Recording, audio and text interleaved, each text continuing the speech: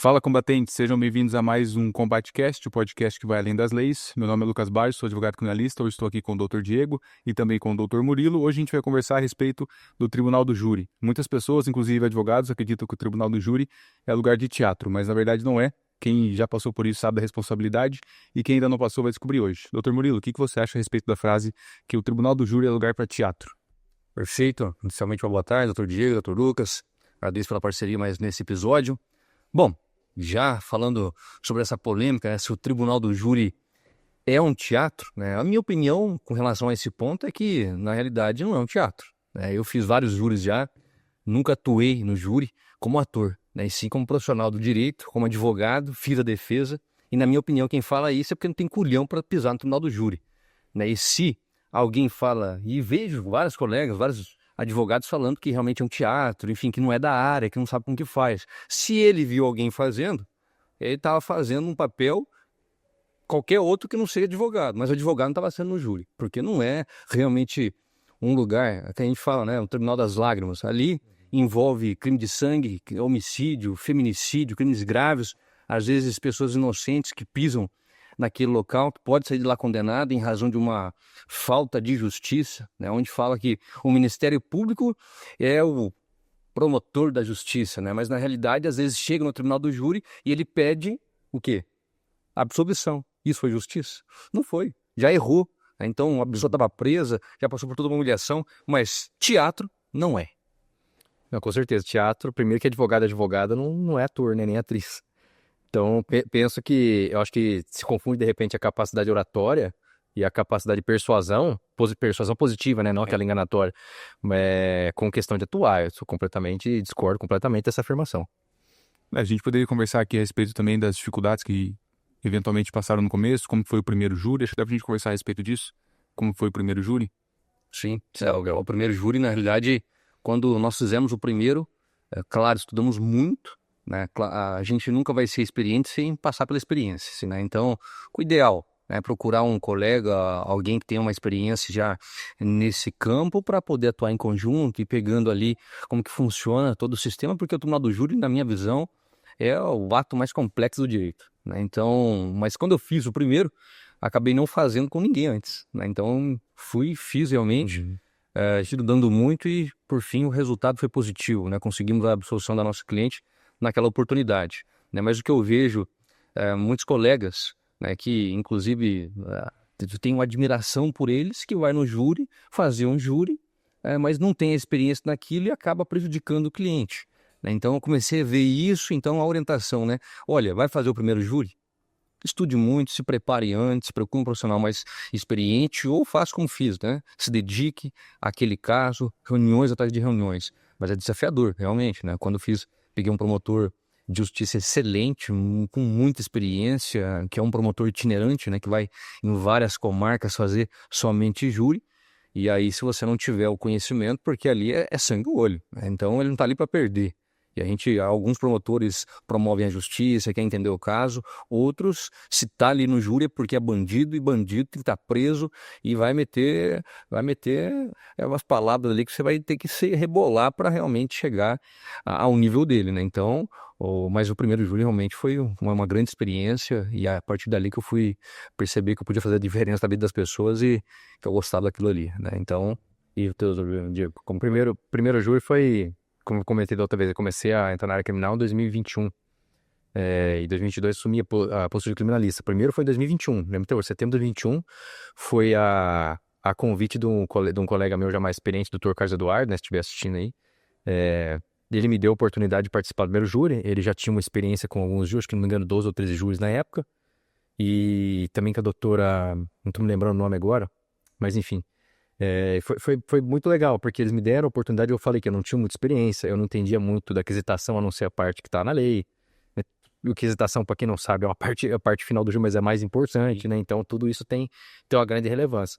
E ali eu fui vendo se eu tinha coragem de enfrentar ali uma questão oratória, de fazer perguntas, de repente, esse júri teve réplica e tréplica, conseguir ir para uma tréplica. Era um caso de legítima defesa, a família não estava tão esperançosa, mas deu positivo, o resultado deu absolvição.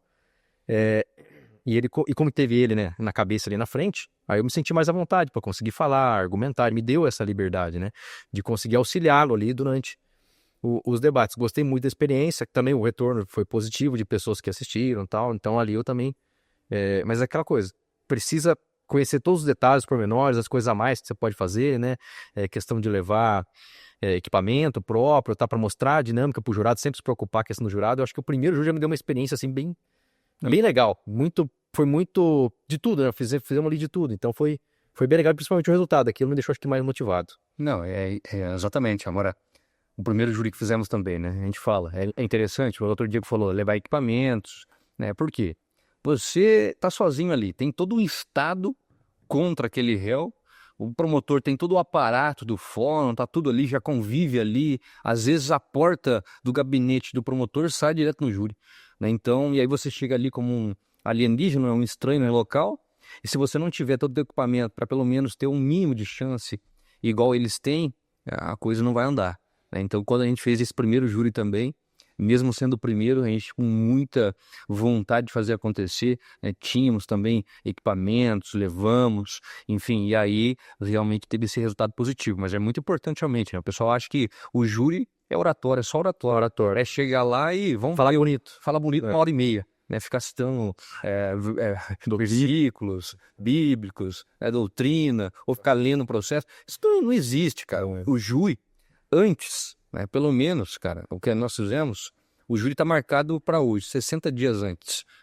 Preparação intensa, exclusiva a esse caso. É no mínimo, cara, para você poder realmente fazer um bom trabalho para o teu cliente, o respeito ao cliente, a liberdade dele, confiou a liberdade a você, né? E aí por isso que o pessoal, em razão disso aí, tem um que faz enfim, meio pirueta tudo lá no júri, aí eles acham, é teatro, mas pelo amor de Deus, cara, é falta de respeito. E além da dificuldade técnica, né, inclusive para a questão do equipamento, tem essa dificuldade que vem antes do júri, né, que é preparar todo o plenário, preparar todos os equipamentos, porque faz muita diferença, né, a pessoa que chega lá e só fala, e a respeito também da questão para poder convencer o jurado com equipamento, com som, com imagem, com tudo isso, né.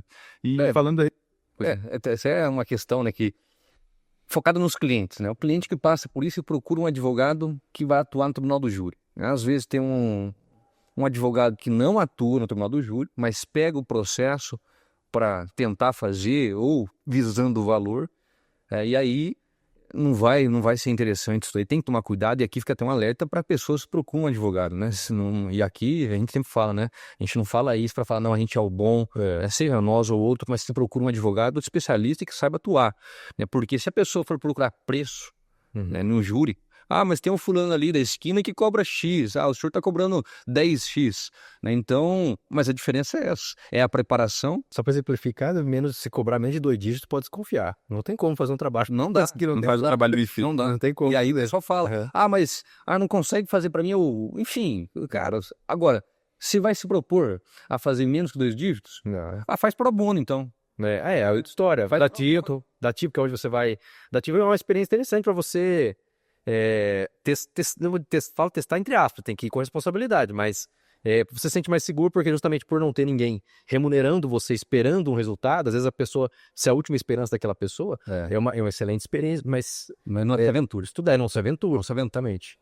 Nesse caso, falando aqui de primeiro júris, né, qual que é a sensação quando você ouviu a primeira vez, Diego, a defesa tá com a palavra? Como que foi isso? Primeiro que quem encabeçou foi o Carlos Eduardo, então não me preocupei tanto, eu entrei mais pra parte da legítima defesa. Mas eu demorei pra sentir o chão, cara. Foi assim, o coração acelerou um pouco, você vê que todo mundo tá olhando, né? Você passa a ser o centro das atenções naquele... O advogado é protagonista no acaba sendo ali naquela sessão, mas aos poucos você vai respirando, né? Eu vi que a adrenalina foi tão alta que eu acho que eu tomei umas 7 jarras de água aquele dia. Foi um negócio assim bem louco mesmo, mas foi muito bom. E aí, doutor Murilo? Isso daí você falou agora, eu comecei a rememorar, né? Voltar lá, chega a arrepiar, cara. Porque realmente aquela oportunidade, quando eu recebi essa palavra, né, a defesa está com a palavra, foi algo assim, nasci para isso, quero fazer isso e vou fazer para ganhar esse júri. Porque a inocência do cliente, cara, quando você prova, não tem preço que pague. E aí você vai ter que ser combativo. Você sai dali não bem visto por muitos servidores, né, Ministério Público, por quê? Ser feito tem que ser feito. Né? Mas assim, é uma sensação de tesão, meu, amor. Com certeza. E quando... Vamos... Peraí. Vamos lá. E no primeiro caso com mídia? Como é que foi? Tem diferença o caso com mídia, o caso sem mídia? Como que é essa situação? Sim, com certeza. A mídia em si, né? A gente já fez júris onde envolve a mídia e tudo mais, né? Quando envolve a mídia, você tem que saber também ter essa experiência de como se comportar, o que falar com a mídia, se vai falar, se não vai falar, né? Então, mas é claro, né, já tem uma pressão social ali. Então, se aquele homicídio ele é divulgado, difundido na sociedade, coloca lá a foto do teu cliente, da tua cliente na TV, jornais, Facebook, Instagram, dizendo que a pessoa matou, é culpado, difunde naquela comunidade, e aí você chega no júri, os jurados são selecionados, já viram toda aquela propaganda que foi feita de como aquela pessoa é um monstro. Então já chega contaminado. Então é muito mais difícil, já chega perdendo o júri. Então aí tem que saber conduzir, né? Se conduzir com relação a isso, que a pessoa já está sendo vista como culpada, como que tenha feito aquilo mesmo, sem entender a versão. Quantos júris que eu fiz que depois até terminou o júri, o jurado vem falar: nossa, doutor, eu tinha visto na TV o que aconteceu, mas depois que o senhor falou, fui entender a real situação. E aí, por fim, absolveu. Mas se você não souber conduzir, demonstrar realmente, trabalhar o processo, por isso tem que mostrar o processo. Chega lá só no gogó, vamos pensar o que? Você é advogado, você está ganhando para falar, o promotor vai falar.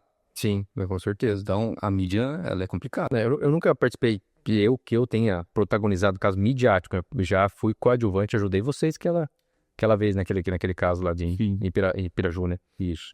Mas não com protagonismo. Mas eu me lembro de um caso dativo, de repercussão, que eu achei interessante, porque depois desse caso, foi em 2022, eu passei a ter outro respeito dentro daquele fórum. Então eu achei bastante importante, porque você tem que abraçar aquilo que repercute, você não pode pegar só o que parece agradável. Pelo contrário, quanto mais desagradável parecer, na verdade, maior a oportunidade. Eu vejo dessa maneira. E como o Dr. Murilo falou, jurados mesmo assim, tendo... no fim acabou caindo até a qualificadora do feminicídio, e teve votos de absolvição. Fiquei feliz com isso, de ter tido 2 votos de absolvição. Já fiquei feliz. Porque era um feminicídio, né? Do cara, o namorado matou a namorada e tal. E aí tinha uma legítima defesa, consegui explicar isso pro jurado. Acho que vocês tetavam, né? Naquele dia, né? Sim. Então, assim, foi um divisor de águas. Aquilo ali mudou bastante coisa. O respeito dentro do fórum, tudo, com o Ministério Público, mudou bastante. Depois desse júri, eu acho que é questão de oportunidade. Foi muito bom, a sensação foi muito boa. Até fazendo um gancho aqui, né? Saindo um pouco. Mas quando você fala isso de fazer um bom trabalho, né? Sim. E ganha um respeito em servidores e da própria classe. Sim. Isso daí a gente percebe, a gente vê isso, né? Então, às vezes, até fiz uma audiência agora essa semana. Foi uma audiência simples do rito sumaríssimo, juizado especial criminal, onde as alegações finais têm que ser orais, mas até antes, né? A resposta à acusação oral. Então, a juíza, uma juíza substituta, uma juíza nova, que está ali com a lei na cabeça, né? Acabou de passar no concurso e está seguindo o rito exatamente como é. Ela falou: olha, boa tarde a todos, abriu audiência, boa tarde a todos, estamos aqui abrindo essa audiência, o Ministério Público ofereceu denúncia no movimento tal do processo, então passo a palavra para a defesa para a resposta à acusação oral. Pá! Então eu estava preparado, porque assim tem que ser. Sim, Fui lá e fiz. Da 9.099, né? Exato, eles ficam assim surpresos. Sim. Porque o advogado normalmente, doutor, mas pega o modelinho do fórum aí, já... Então, mas quando você faz um trabalho diferente, Sim. você se torna diferente. Se torna. É inevitável. E pessoal, eu entendo assim que a gente tem que fazer um trabalho diferente, tem que bater o pé no trabalho diferente, porque essa questão de modelinho do fórum, essas coisas aí, quem ajudou a criar esse tipo de coisa aí foi a própria classe advogada. Sim. Se todo mundo desde que fizesse audiência fizesse exigência da palavra, não teria esse negócio de modelo. Não existiria isso. Não existiria isso aí. E mas é a chance também do mercado para quem quer, por exemplo, ingressar no tribunal júri. E uma coisa que até a gente viu no curso da Anônima uma vez, a experiência não é garantia de proficiência. Cara, eu vi muito isso. Já vi advogado pôr a perder ali, quase anular a júri. Experiente, e muito experiente, de décadas, entendeu? O cara que tinha quase o que eu tenho de idade, o cara tinha quase de experiência fazendo isso. Então, tendo que não deve se abalar em relação a isso, mas estudar bastante. Estudar muito. Isso daí realmente. Todas as perspectivas, parte de oratória, persuasão positiva, lógico, saber mostrar as palavras do processo, entender como funciona a cabeça do jurado, né? Não é para você que você fala, é para lá. Muitos colegas, não sei se eu até já estou adiantando algum tópico aí, né? Sabe, Lucas? Mas a questão do advogado que vai lá meio que para se autopromover, leva sobrinho para fazer junto, filho. Cara, faz aquela papagada toda. Tira, na verdade, o foco do que é defender os direitos daquele que ele tá assumindo, né? De quem ele assumiu a defesa, né? Deixando de lado, para poder se autopromover. Eu vejo isso com muito maus olhos. Isso é um absurdo, cara, na realidade. Absurdo. Agora, isso daí, Diego, muitas vezes eu vi o Ministério Público aplaudindo de pé. O pai leva o filho, e aí fica lá. Você tem 1h30 para defender o teu cliente que pode sair de lá com 12 a 30 anos de prisão. E aí o cara... de regra não tem segunda chance, é só ali. É só ali. E aí o cara usa 20 minutos, 25 minutos para falar que o filho é um bom filho, que se formou, que é uma honra estar trabalhando do lado. Beleza, cara. É lindo mesmo. Concordo que é lindo. Mas não usa esse tempo sagrado para se autopromover. Para promover tua família, e o promotor aplaudir de pé. Por quê? Porque ele sabe que o tempo tá contando, pra ele é bom. O doutor Diego disse, né? Se não existisse aquela questão dos modelos, né? Foi a advocacia que fez isso. Agora o promotor, com certeza, ele vai querer que você fique ali 30 minutos, 40 minutos falando a respeito do seu filho e que não defenda o seu cliente. Exatamente. Por ele é melhor, né? Se você quiser a condenação, vai ser tudo que ele quer, é isso. E até porque muitas vezes o promotor tá com a visão deturpada. Às vezes ele acha que é culpado e não é. E aí, na visão dele, ele vai fazer justiça. Ele quer ferrar o cara. E às vezes não é. A gente sabe de muita coisa. Enfim, às vezes a gente pega um júri para fazer que é só o plenário. Aí toda a defesa anterior que foi feita por outro advogado foi ineficiente. E aqui a gente perde essa oportunidade, né? Então, foi feita a primeira etapa, acabou, né? Não tem como voltar atrás. A gente vai trabalhar em cima daquilo que tá lá. E aí depois a gente tem que ficar remediando a situação. Mas... Eu lembro até uma vez, e isso eu achei muito legal da parte de vocês, foi um Júlio Carlos Lopes que chamaram para assistir junto ali lá. O advogado anterior entrou com uma tese absurda, não só absurda, mas chegou a ser ridícula, né? De que caiu e tal, né? E se machucou.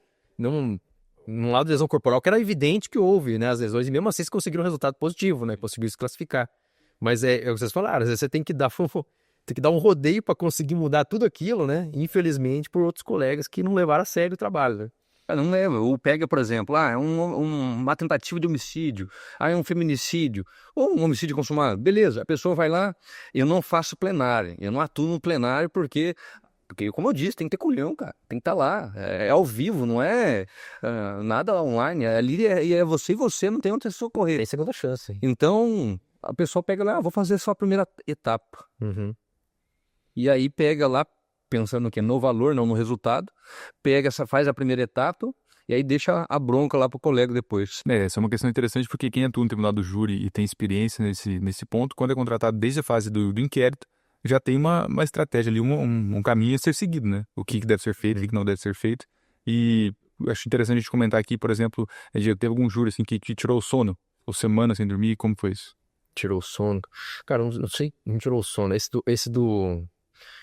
O primeiro que eu fiz tirou um pouquinho o sono, mas até que foi tranquilo, né? Porque não tinha o peso da responsabilidade sobre mim, era um caso pro bono, inclusive, né? E eu acho que esse do feminicídio foi o que me tirou mais o sono. Que me deixou, assim, estado de júri aquele estado de júri, né? Muito antes. E depois, acho que um mês depois, só pensando aquilo, dormia e acordava pensando naquilo, cara. Acho que teve esse, foi 2022, foi assim que, acho que mais pesou, assim. Que eu me lembro que mais pesou, depois a gente vai acostumando de pouco. Isso aí, cara, que você falou, é o que eu passo também. Mas isso aí se chama comprometimento. Seja isso, né? Eu também acredito. Porque aquele advogado que chega lá no local, tá nem aí, chega lá com a pastinha embaixo do braço, vou fazer o júri. Vamos ver o que vai acontecer. Vamos ver o que vai acontecer no dia, cara. Ele estuda. Sim. E aí depois sai de lá, esquece, já vamos chopear aí e acabou. Não, eu já uma vez peguei, já fiz, como vocês, né, já fiz júri também com colegas, mas hoje sou bem seletivo em relação a isso, por conta disso, realmente, cara. Fui conversar com o advogado em questão que ia ir lá para plenário, cara, um dia antes. Ele não sabia nem a aquisitação. Não sabia aquisitação, não sabia que linha ia seguir, não sabia nada. Então, assim, e aí como eu tinha assumido a ajuda, né, de ajudar, acabei que eu que fiquei, virei a noite ali para poder encaixar uma tese para outro dia. Assim, e o quesito, se você for sem, igual essa pessoa foi, sem preparar, a sorte tinha você um parceiro ali para fazer. Mas eu já tive um júri. Que, se você não levar, porque a obrigação é do juiz fazer. Sim. Só que daí vai abrir a parte para você impugnar ou não. Né? Com certeza. Aí, nesse momento, a gente já fez um júri, né, que a gente ganhou no quesito. A juíza colocou no telão, doutor, alguma questão? Falei, sim, muda esse quesito. Que era uma tentativa, e a gente queria a negativo. Aí eu pedi para mudar, batata. Justamente porque se, por exemplo, não tiver uma noção, eu sempre converso, antes de entrar ali com antes do juiz dar a palavra defesa, né, eu peço um intervalo pro juiz, sempre peço isso, e vou falar com o juiz e com o promotor, chamo de canto e falo, a aquisitação vai ser mais ou menos essa, vai ser mais ou menos isso, ou vou ter que impugnar alguma coisa, porque senão como é que você vai passar pro jurado a ordem, como que ele vai votar, se você não sabe nem como que é a ordem como é que um cara vai defender no plenário, então já começa por aí, né, não tem outro jeito, não tem outro jeito. E já teve alguma situação inusitada que precisou improvisar assim, no modo de dizer, né, mas mudar alguma situação, mudar alguma tese, alguma coisa nesse sentido? Cara, lembra de algum, doutor Murilo? Sim, eu já tive, na realidade, uma situação que, aí, claro, o júri ele é dinâmico, tudo pode acontecer lá. Você se prepara antes, mas você chegando lá, tudo pode mudar. Né? Então, a exemplo até, esse de Piraju que você nos acompanhou.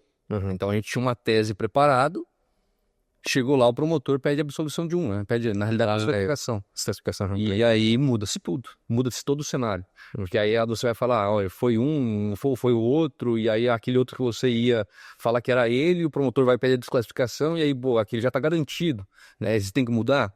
E aí aquilo ali, cara, você tem que ter uma sabedoria muito forte. Porque naquele dia, vários colegas estavam no plenário assistindo, e lotou de gente, várias pessoas chegaram pra mim, você é doido, cara, você tem que mudar, você tem que mudar, você tem que mudar. Eu falei, não vou mudar, vou seguir firme, porque eu sei o que eu tô fazendo. Eu trabalho com a verdade. E aí deu o que deu, né? Deu um resultado bom. E aí agora, mas assim, você tem que saber lidar realmente com esses pontos. A dinamicidade, ela é algo intrínseco ao júri. Eu já vi de coisa de promotor fazer alguma coisa meio estranha na hora, né? Agir de uma maneira estranha na hora. Uma vez o promotor me impugnou o objeto que eu levei, porque eu apresentei nos autos, mas não apresentei na secretaria, e o juiz foi do lado dele e tal. Mas não atrapalhou em nada. Não teve nada assim que atrapalhou. Nunca, até hoje, por exemplo, que fiz poucos júris, né? Não precisei mudar nenhuma tese na hora, assim, de momento. Nunca me aconteceu, nunca ocorreu isso. Se já teve algum problema com o promotor? Direto. Não só com isso. Algum probleminha ou outro tem, né? Eu tive o mais recente agora, o júri que era para ter acontecido no dia... Hoje estamos gravando aqui dia 5 de julho, né? Mas era para ter sido nessa semana, de 1º de julho. E 6 horas depois de juntada da última prova, eis que, estranhamente, o juiz cancela o júri. Cancelou o júri. Depois que eu fiz toda a juntada do 479, né? As últimas preparações e tal. Tinha levado os objetos pro fórum, tudo certinho. Aí já criei problema, já fui pra corregedoria. Porque tem coisa errada, tem coisa estranha. Porque que faltando 5 dias pro júri, né, dentro exatamente do prazo que eu cumpri ali, de repente foi cancelado subitamente. E aí esse problema já... E no plenário também já tive, de promotor fazer careta nas minhas costas, bater tese, né, tese com tese. Isso eu até sei quem foi. Não, isso Já fez comigo. Já. E a figura não é só com nós, não, né? Com outros colegas aí passaram mesmo. Frequente. É frequente. Foi a única vez que eu achei assim que o cara foi um pouco desleal. Porque eu tava fazendo uma simulação no plenário e depois fiquei sabendo que nas minhas costas ele ficava tentando distrair o jurado para não ver como que foi a dinâmica do crime dentro do que tava no laudo. Uma coisa é debate de ideia, né? Agora ser desleal já... Ser desleal é outra coisa. Até um ponto que fica a reflexão, né? E aí, claro que não são todos, assim, como qualquer área tem o bom e o ruim e também o desleal. Então, aqui, por exemplo, a gente sempre fala, e eu queria acreditar, né, na promoção da justiça pelo Ministério Público, pelo promotor de justiça. Mas quando eu vejo isso, você está fazendo ali... Claro, eu entendo também que tem muito profissional da advocacia que chega lá e os caras fazem isso todo santo dia, o promotor faz a audiência todo santo dia, pega esses advogados aí que acaba denegrindo a nossa imagem, e a gente chega lá e eles acham que a gente é igual. E aí acaba fazendo essas caricaturas, essas mímicas atrás de nós. Isso é justiça? Ou deixa o jurado entender o que está acontecendo, ele já falou a versão dele, depois ele pode voltar ainda, na réplica. Agora, enquanto a defesa fala, isso é um desrespeito, ele vai ficar fazendo caricatura, carinha, mímica ali para chamar a atenção do jurado, para o jurado não prestar atenção na dinâmica que ele está fazendo no plenário. Eu não acho que isso é justiça, eu não tenho a mínima possibilidade de ser. Sim, com certeza. Eu acho que o juiz tem que, por presidir o ato, não deveria permitir esse tipo de coisa, porque gesto também é uma forma de passar uma informação, é uma forma de interromper o que você está fazendo. Se eu coloco ali, tô ali falando, de repente, liga a TV, tá passando o jogo aí do Mundial de Clube, lógico que ninguém vai prestar atenção em uma coisa, o cara fica ali no fundo teu, gesticulando, fazendo caras e bocas, eu tendo isso com desrespeito. Daquele caso a gente fez também, que na hora da aquisitação o promotor ficava balançando a cabeça.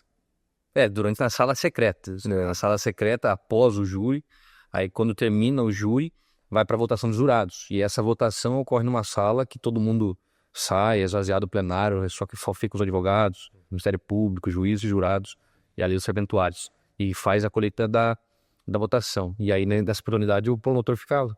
Então, balançando a cabeça, um sinal positivo, ficava com um joinha assim, ó, vote sim, vote comigo. Então, isso aí é falta de respeito, né? Então, deixa o jurado, fica convencendo. Ele já tem uma imagem do bom moço, do bom menino, né, que é o promotor de justiça, o cara que passou no concurso, que todo mundo admira. Aí chega o advogado é de bandido, tá ganhando dinheiro pra estar aqui, só fala que tá ganhando. E aí ele vem com essa joinha.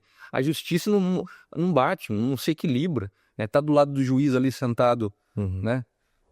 No degrauzinho. O promotor acaba tendo quase uma figura política ali, né?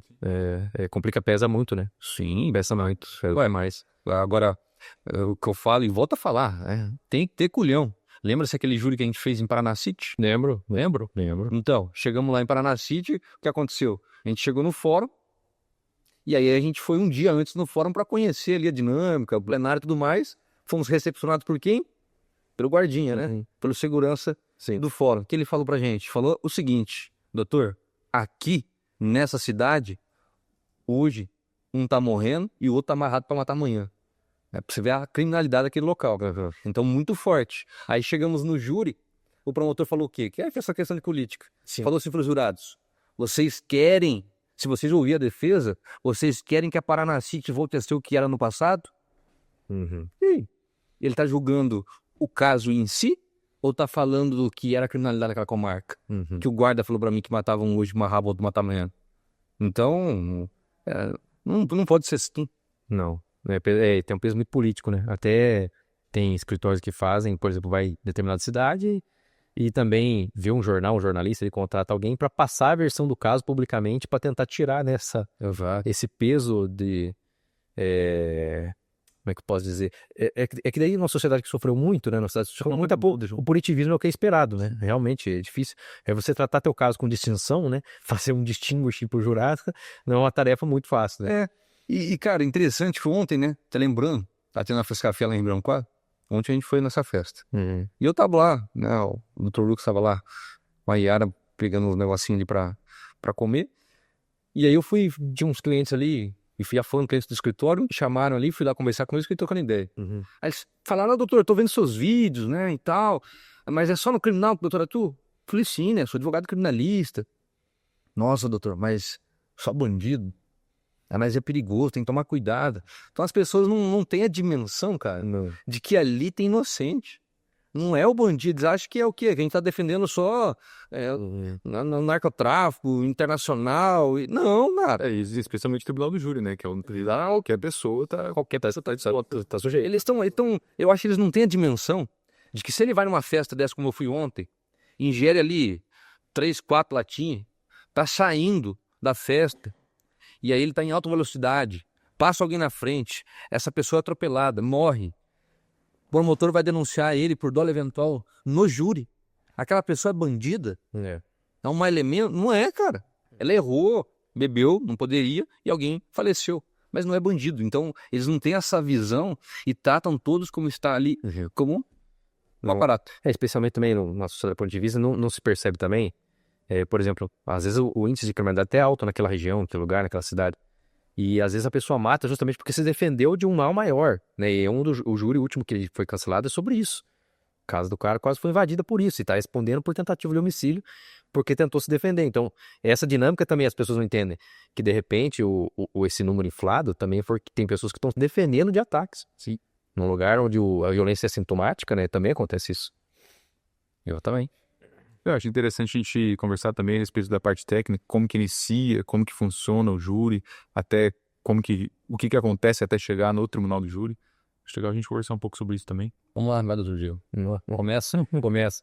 Geralmente vai ter um inquérito policial, né? Vai ter um flagrante, uma situação desse tipo, que a pessoa vai ter que se apresentar, né? E a partir da instauração desse boletim de ocorrência aqui, uma morte suspeita ou até certa, né? Dependendo da questão, vai ser instalado um inquérito policial. Ali já começa o julgo, porque dependendo do que a pessoa que está sendo acusada falar, responder, e aqui não me entendam mal, não é uma crítica à autoridade policial, não é nada, mas às vezes eles sofrem pressão para resolver, fazem as perguntas de qualquer jeito, não permite a pessoa uma defesa. Às vezes pega a pessoa que está, igual falou, uma condição de embriaguez e vai colher depoimento. Querem achar o culpado. Porque querem logo achar, exatamente, precisam logo de um culpado, precisam logo resolver, sentem a pressão, e aí já começa a lidar, a parte de investigação, né? Depois tem... Já fazendo um breve corte aqui, é interessante falar a respeito do silêncio, né? Muitas pessoas acham que ficar em silêncio prejudica, não prejudica. Como que é essa situação do teu meu? Olha, o silêncio não prejudica nem pode prejudicar, mas é claro que aqui cada caso é um caso, eu avalio dessa forma, tá? Então eu pego um caso, eu avalio, olha, esse caso aqui é interessante ficar em silêncio, é um caso muito delicado, às vezes a pessoa não está passando por um bom momento para poder falar ali, e é como o doutor Diego falou também, né? Não é falando mal da autoridade policial, mas é a nossa experiência, a gente respeita aqui 24 horas por dia, a gente sabe o que acontece. Então até às vezes não é nem culpa do delegado, porque tem que acumular trocentas comarcas ao mesmo tempo, mas até essa semana eu vi, né, um cliente, não é nem meu cliente, mas é um processo que tem 3 réus, um deles é meu cliente, eu vi o outro réu sem acompanhamento do advogado, foi até a delegacia. Aí chegou na delegacia, como você disse, não faz perguntas. Ele falou assim, a delegada explicou, você tem direito constitucional a ficar em silêncio, o silêncio, você pode optar por ele, agora você pode falar também, você quer dar a versão que é ficar em silêncio. Ele, não, quero falar. Dela, então fala. Dele, mas falar o quê? Ela nem explicou pra ele o que estava acontecendo, pra ele era algo natural, não tinha nem acontecido nada errado. Ele tinha feito algo de errado, mas na concepção dele ele nem sabia, que é um caso de estupro vulnerável, um menino de 18 anos que sai com um menino de 13. Então pra ele tá tudo certo, falou, meus pais consentiram, os pais delas consentiram, era tudo amigo, e a gente teve um relacionamento sim, a gente namorou de aliança. E aí pra ele não era errado, mas pra delegado, obviamente, né, a legislação não permite, mas aí a delegada falou, então fala, mas falar o quê? Ué, o que aconteceu? Você teve um relacionamento com ela? Sim, eu namorei com ela, firme, mas e aí? Quer falar mais alguma coisa? Não, eu só namorei com ela. Se a senhora tiver pergunta, pode fazer. Não, eu não tenho pergunta nenhuma pra você. O delegado falou assim pra ele, pronto, encerrou o interrogatório. Aí sobe adiante. Então, nesse tipo de situação, se vai pegar um delegado nesse sentido, fique em silêncio, contrate um bom advogado, que aí vai fazer diferença. Então, agora, se vai ficar em silêncio ou não, depende realmente da dinâmica. Depende da situação, aí, por exemplo, seguindo, justamente foi bem interessante o gancho que deram. Vai ser investigação. Tome cuidado, porque no homicídio tem várias qualificadoras. Tem o femicídio, motivo fútil, cruel, meio cruel, insidioso e tal.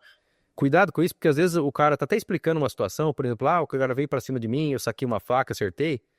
O promotor pode interpretar isso como um meio cruel e já preparar uma denúncia nesse sentido. E aí seja uma qualificador que talvez não tivesse lá na frente. Sem a pessoa saber, por pura inocência, acaba falando ali, contando uma coisa que de repente, na verdade ela entendeu que foi por defesa dela, mas não teve a chance de explicar, porém falou como que fez. Pronto. Você já tem ali uma qualificadora a mais que talvez não tivesse no plenário, e aí para vocês entenderem, um jurado às vezes pode até entender que houve homicídio, mas de repente não houve um meio cruel, não veio, o motivo não foi fútil, tudo isso aumenta a pena, né? Para quem não conhece, não entende. Então, às vezes o silêncio é a melhor coisa para o cliente chegar lá e dar uma versão única, ou também para não cair nessas armadilhas do promotor de querer, alguns promotores, né, querer colocar mais coisa do que tem no pacote para tentar aumentar a pena lá no final do júri. E aí quanto mais vai pesando a acusação, mais a defesa, mais o teu advogado vai ter que brigar para ir tirando qualificador por qualificadora até chegar numa tese de absorção. É que a coisa mais rara que tem hoje é um processo de homicídio que não tem a qualificadora, né? Muito difícil. Até ter uma estratégia do promotor colocar 2 qualificadoras, aí chega lá no tribunal do júri, eu vou tirar essas aqui, eu quero só essas 2 aqui, uma estratégia já previamente ali elaborada. Né? Sim. E aí vai encerrar a parte de inquérito. Eu vi todos os testemunhos e tudo mais. Muitas testemunhas que você gostaria não vão ser ouvidas, porque eu nunca peguei um caso, infelizmente, de júri. Eu tô com um, perdão. Que eu peguei desde a investigação. Esse é o único que eu tô desde a investigação, desde o flagrante, né? Eu atendi esse caso aí. E ver mesmo com toda a explicação, com tudo que o cliente falou, batendo com as provas do processo, ainda assim, o promotor deu um jeito de colocar um motivo fútil no meio. Deu um jeito lá e colocou. Só pra você ter uma ideia. Então é assim, acontece. E de repente, não perdendo o fio aqui, qual foi a última coisa que você falou, Lucas? A respeito das qualificadoras que o promotor sempre coloca contra. Extra, foi dessa aí. Então, mesmo prevenindo, às vezes acontece outra coisa. E isso daí, na realidade, ele coloca porque muitas vezes eles podem pensar que a pena é baixa. Então, um homicídio simples, de 6 a 20, qualificado de 12 a 30. Né? Então, ele quer legislar. Não aceito que seja de... Exatamente. De 6 a 20 e quer aumentar a pena, então sempre colocar. Ele vai colocar usando já. E o motivo fútil ali, belezinha, né? Cabe em qualquer lugar. Exatamente. Você vê, 6 a 20 muda para 12 a 30, cara, a mínima já é o dobro. Então veja, todo cuidado é pouco nessas situações. Se você não tiver realmente com o advogado do lado, é melhor você manter em silêncio e espera, porque vai ter a primeira fase do júri, que nós vamos falar agora, né? É. Que daí é uma preparação judicial para saber se esse caso está apto para ser julgado pelo tribunal do júri, né? Mas até a questão que você mencionou, né? Não está com o advogado do lado. Tomar cuidado, né? Não é advogado do lado. Então eu entendi o que você disse, claro. Mas tem muitos advogados que eu vejo que tá do lado. Eu peguei um caso agora de feminicídio. Só estão do lado. Exatamente. Eu peguei um caso de feminicídio que agora teve audiência e a gente conseguiu a desclassificação. E esse meu cliente, ele havia contratado um advogado que eu não tinha nem percebido na primeira vez que eu vi que tinha um advogado. Depois que eu fui ver várias e várias vezes que eu vi que estava um advogadozinho ali do lado, que não estava no termo de depoimento e no vídeo não falou absolutamente nada. Mas depois eu percebi que ele estava lá. Mas aí o cliente foi lá no interrogatório, com o advogado do lado, sem orientação. Eu perguntei para o cliente, ele falou para alguma coisa para você, te orientou como funciona o interrogatório na delegacia, o que você deve dizer, o que você não deve dizer? Falou, não, só me acompanhou. Beleza, acompanhou. Logo em seguida, na audiência de custódia, o advogado estava junto de novo, né? Óbvio. Aí, esse advogado, a juíza, perfeito, fez ali o que tem que ser feito na audiência de custódia, promotor nem perguntas fez, nada de manifestação. Aí o advogado entra no mérito, na audiência de custódia. Levantou a bola pro cliente, o cliente chutou, mas chutou bonito no gol contra, né? Gol contra. 3 gols, exatamente, falou besteira. Ou seja, prejudicou. Então, um advogado do lado não serve para nada. Tem que ter um advogado de excelência que faça o que tem que ser feito, que oriente. Antes de ir na delegacia, é muita reunião, porque ali não é tua casa. Tá? Então, ali, a gente sempre fala, né? Foi sem advogado, o advogado não te orientou, fica em silêncio. Ali não é confessionário. Exatamente. E eu me recordo desse caso aí, porque foi uma frase, né? Uma pergunta que ele fez, uma frase que o cliente falou, vai todo um trabalho para poder desconstruir essa questão aí que ele pode... Ele estragou o processo. Exatamente. O cara pagou para estragar o processo. Isso na audiência de custódia, o próprio juiz fala, pelo menos comigo sempre foi assim, que não, nós não vamos tratar do caso. Então já é para justamente não dar o tiro no pé, né?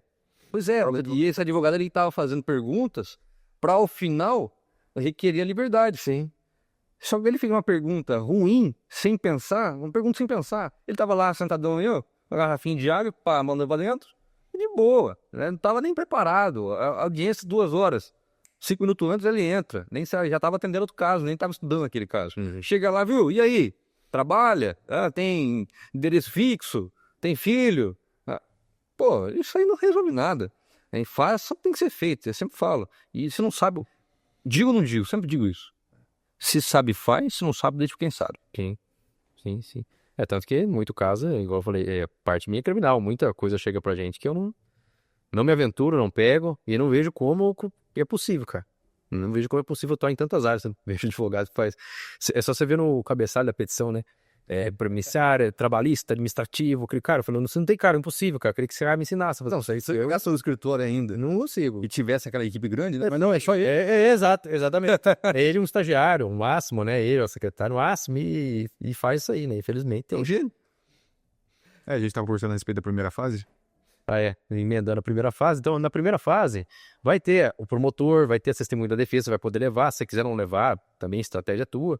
Justamente porque ali vai ser avaliado se realmente houve um caso que possivelmente houve um dolo de homicídio, ou possivelmente a autoria é daquela pessoa, ou possivelmente pode ter tido a qualificador, pode ter tido.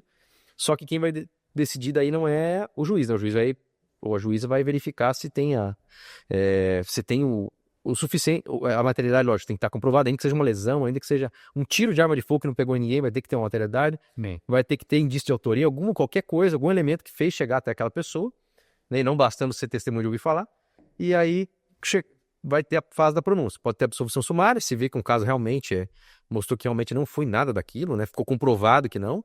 Ou pode ter a pronúncia, que daí é para ir para o plenário, porque daí quem vai julgar são os jurados, ou a impronúncia, porque não tem elemento suficiente para dizer que aquilo realmente teve intenção homicida ou qualquer coisa do tipo. E depois a plenária. Aí a fase... Aí, lógico, a gente sempre faz para que não chegue até o plenário, né? Isso que a gente tem que... Isso que o Dr. Murilo falou, cara, não se aventura, porque você faz, já aconteceu, tive sorte já de conseguir decisão de pronúncia, isso é bom, porque depois o teu cliente não vai para julgar, não vai passar por aquela tortura toda, né? É um risco desnecessário o plenário do júri. É só se realmente não tiver outra saída, né? Caso de repercussão, né? Vítima que mente, tem muito vítima que mente, e aí você realmente vai levar isso pro júri, não tem outra maneira, mas a ideia é tentar terminar aquilo o quanto antes. Nós tivemos um caso em Ribeirão Claro, que o nosso cliente, ele estava sendo acusado de ter matado uma pessoa com um tiro de arma de fogo na nuca.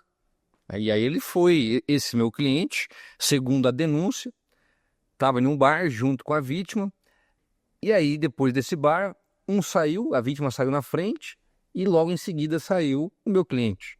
Segundo a denúncia, não é a verdade.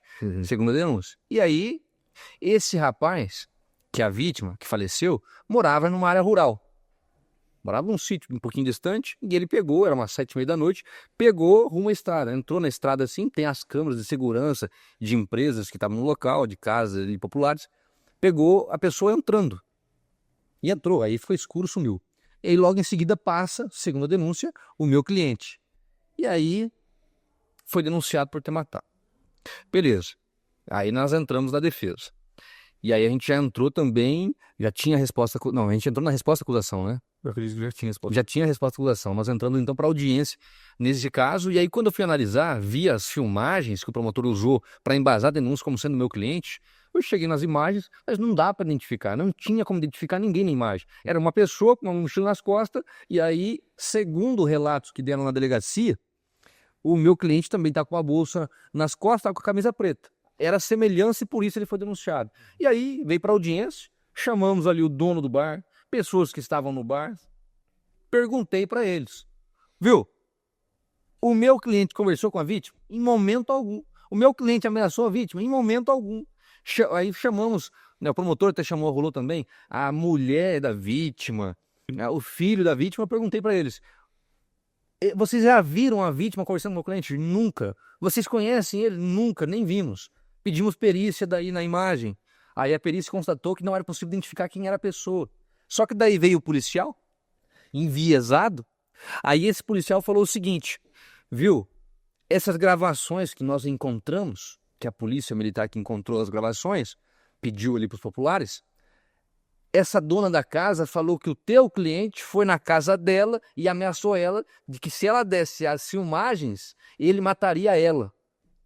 O policial militar falando isso. E falou assim, mas vocês viram ele e tal? Vimos, ele ficou escondido no arbusto que tinha ali e tal. Você viu? Vi, foi ele que matou? Foi ele que matou, tenho certeza. Aí o promotor pegou, abriu, mostrou a imagem no computador, na tela lá pra ele. É esse aqui? É o fulano? Ele falou, é sim, é ele mesmo, eu reconheço, tenho certeza, pelo jeito de andar. Conheço. E aí os populares lá do bar falaram que ele brigou com o cara lá no bar. Eu falei assim, mas viu, o próprio dono do bar falou que não teve briga e nem conversaram. Obrigado. Aí beleza, eu falei assim, ao final da audiência tem requerimento? Tenho, excelência, eu quero ouvir como testemunha referida. Daí eu perguntei pro policial como que é o nome da dona da casa da filmagem. Que disse que foi ameaçado. Que foi ameaçado. Eu falei, como que é o nome? Ele falou, não vou falar por sigilo. E aí, ao final, eu falei, e eu conhecia, que por sorte, era minha cliente. E eu sabia que ela morava lá, e aí quando eu vi na filmagem, eu sabia. Eu falei assim, juiz, eu sei quem é, eu quero ouvir como testemunha referida, porque o policial falou, e aí antes até, para mim dar esse gatilho da testemunha referida, antes de finalizar a audiência, a gente ouviu o pai do meu cliente, que foi o contratante. Eu falei para ele, ó, eu vou perguntar para você, quem é a pessoa que mora ali, você sabe? Ele sabia. E aí ele falou para mim o nome da pessoa. Aí soltou o nome no processo. Aí eu falei, olha, eu sei quem é, com base no depoimento do pai do réu, a pessoa que é a dona da casa, eu quero chamar como testemunha referida para falar se foi ameaçado ou não. No mesmo dia da audiência, o promotor concordou. Eu falei assim, não posso ligar para ela agora, porque é minha cliente, eu tenho o número. Liguei para ela, o juiz pausou a audiência, nem foi outra audiência, nem marcou. Liguei para ela, ela entrou na audiência. E aí entrou na audiência, sabe o que ela falou? Mentira. Nunca fui ameaçada. Aconteceu o quê? Impronunciado. Olha o tamanho da mentira. Aí você pega um policial militar com fé pública. Então, não é balela, isso existe. Isso existe. O sistema é contra. É contra, completamente contra. Principalmente porque se tem o peso sobre a polícia de resolver casos. E isso, muitas vezes, pelo enviesamento, acaba condenando. E outro tema que a gente pode trazer aqui futuramente é a questão das formas de reconhecimento que são feitas no Brasil. Aí que... Ixi, mas aí dá 3 manifestos. Nossa, é muito, muito defasado. É o jeito de andar. É a única pessoa Aí nesse caso é denunciado por conta justamente o jeito de andar. uma testemunha que tinha lá, que tinha relatado lá no reconhecimento, no ato de reconhecimento, que ele reconheceu essa pessoa aí da filmagem que era a mesma pessoa. E aí na audiência a gente perguntou, você assinou isso daqui? Não lembro de ter feito nenhum reconhecimento, não lembro de ter assinado esse documento. Então é totalmente isso mesmo, para poder achar o culpado mesmo. Só que aí você pega esses casos, pelo menos pra fechar a investigação. Sim, exato. Você pega esses casos aí e começa a apresentar a verdade, não vou nem falar de resultado, porque resultado é verdade. E aí não começa a incomodar. Você percebe isso, que você começa a visão do Ministério Público, mas será que todo cliente do Murilo é inocente? Não começa a incomodar? Isso aí. Começa a pedir georreferenciamento de viatura, você vai descobrir muita coisa. Até a bola é... Até lembrei de outro caso agora. No tráfico lá. Dos policiais que falaram que achou droga na casa do cliente. Realmente. Vocês conseguiram a filmagem? Conseguimos. Vai acontecer audiência ainda. Nessa audiência o bicho vai pegar fogo. Porque nós temos a filmagem e eles nem sabem. Da mentira que sim, e pessoal, isso que eu estou falando, agora emendando, terminou a primeira fase do júri, né? Terminou a primeira fase. Aí vai pro plenário, vai imaginar que teve a pronúncia, vai pro plenário, é o jurado que vai decidir. Tem um prazo, 231, Código de Processo Penal, você pode juntar documento, prova até no dia da audiência, problema nenhum. Mas no júri tem o 479 lá do CPP, que você vai poder no máximo 3 dias úteis, contando de trás para frente, né? Do dia para trás ali. Até 3 dias úteis antes da sessão, você pode juntar o que você quiser para usar. É o momento de apresentar essas provas. Porque se você queima a largada, de repente ali, por isso que é uma questão estratégica, é muito importante isso. Você leva todas as provas na primeira fase, mas vai pegar um juiz enviesado que vai pronunciar, você está dando de bandeja tudo o que o promotor queria.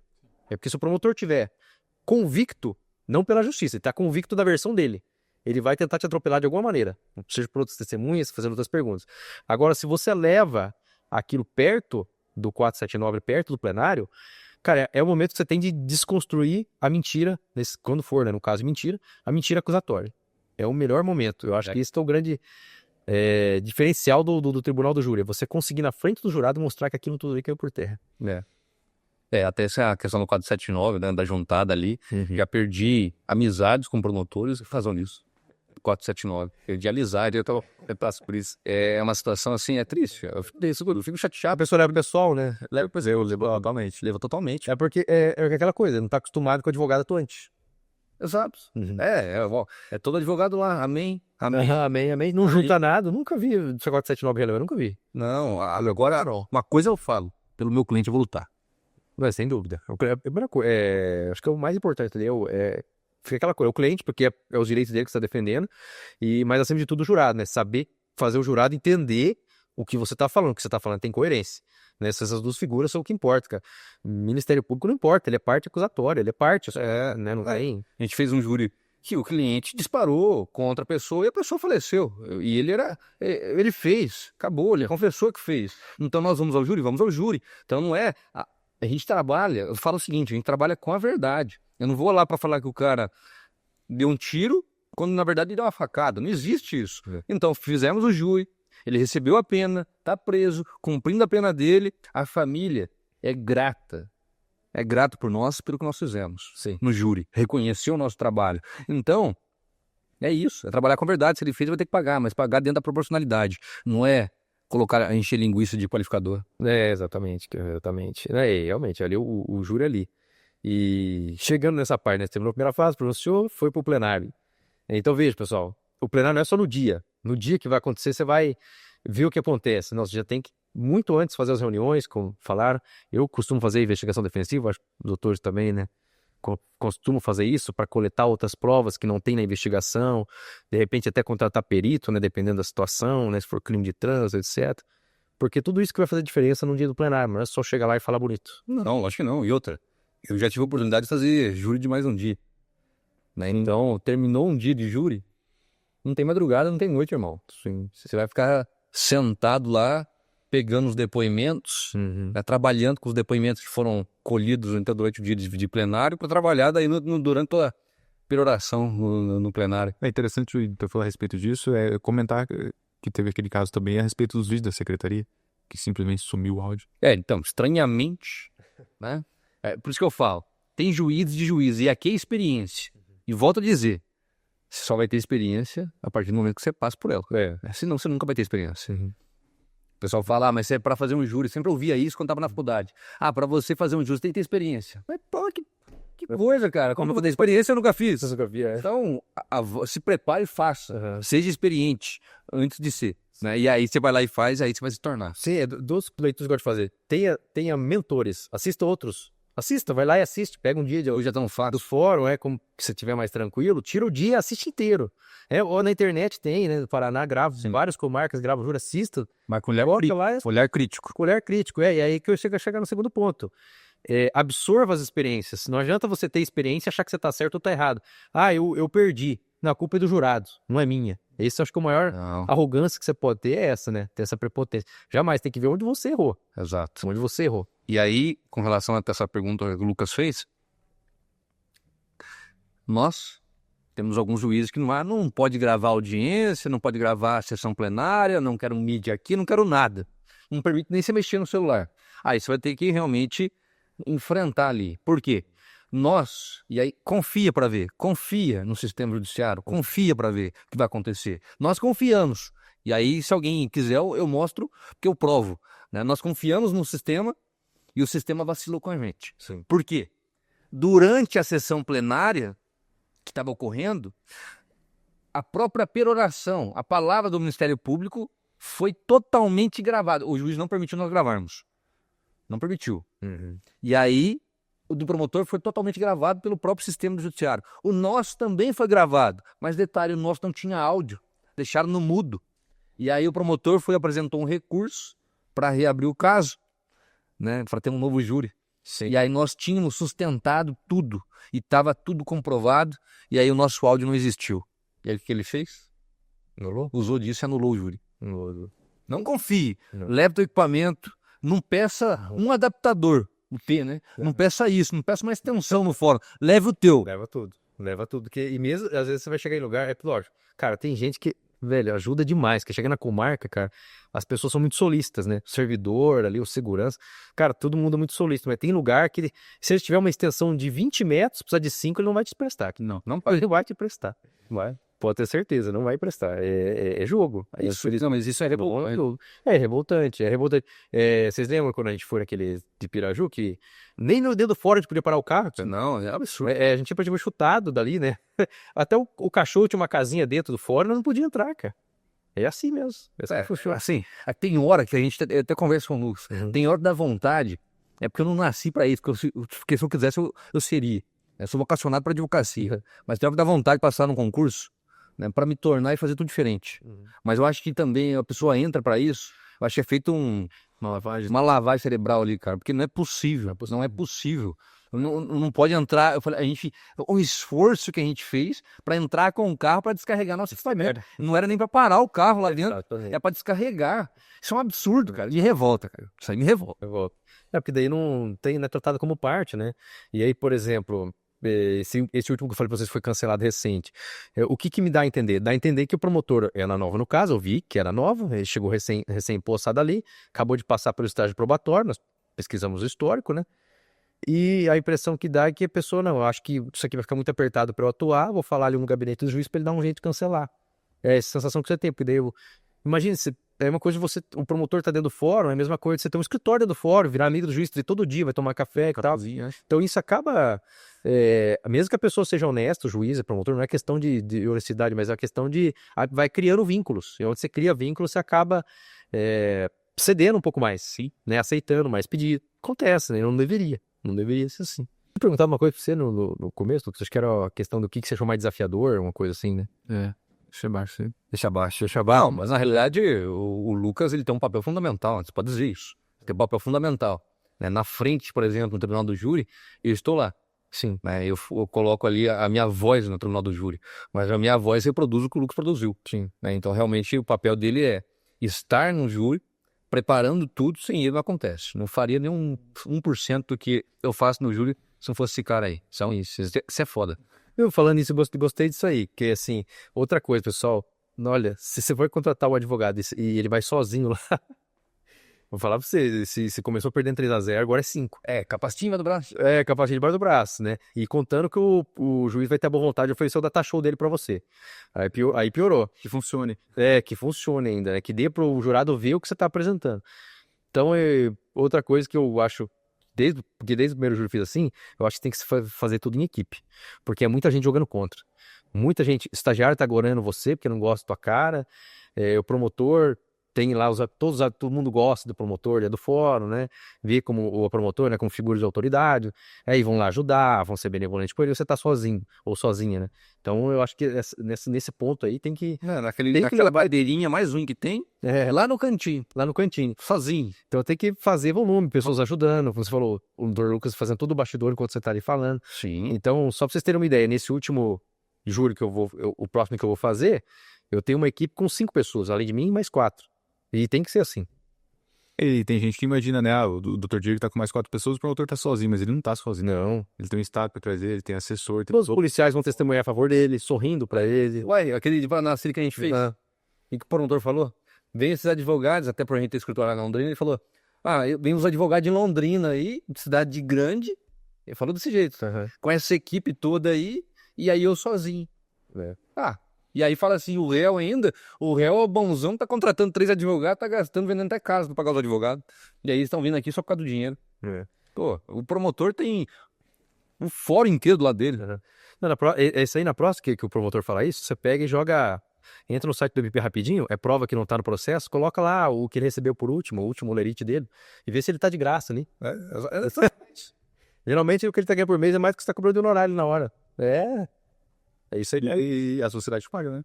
Exatamente, a sociedade tá pagando, o pagador de imposto. E muitas vezes pra fazer injustiça. E ninguém tá ali de graça, o juiz não tá ali de graça, o oficial não tá ali de graça, o juiz não tá ali de graça, por que você tem que estar de graça? Né? Então, o promotor que chega, isso já é uma coisa que você pode mostrar. Não existe, cara. E fazer de graça. E até tem muitos inocentes que são presos por conta disso. Por conta de não poder pagar. Porque não pagar a defesa. Não tem como. Eu queria poder ajudar todo mundo e fazer por amor. Mas não existe. Né? Um amor não paga conta. Eu sempre coloco à disposição para as nomeações, né? Mas nem sempre vem, tem aquelas panelinhas de fórum, né? O cara faz pelo honorário, mas paciência, né? Fazer o quê? É o sistema. É isso aí. Caminhar pro final? Eu acredito que sim. Então, recado final. Bom, se pudesse dar um conselho pra quem vai fazer o primeiro júri. Bom, o conselho que eu deixo é o seguinte. Se você sabe fazer, você faz. Se não sabe, deixa pra quem sabe.